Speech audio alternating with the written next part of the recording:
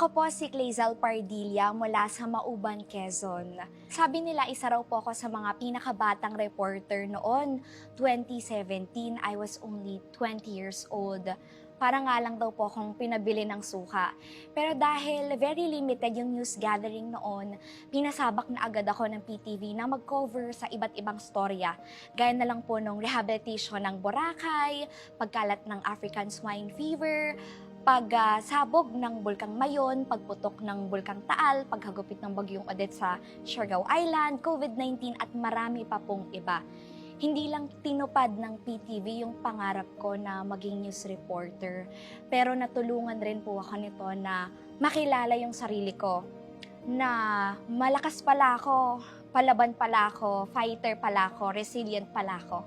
Gaya ng PTV na 50 years nang nagbibigay ng impormasyon at inspirasyon sa taong bayan.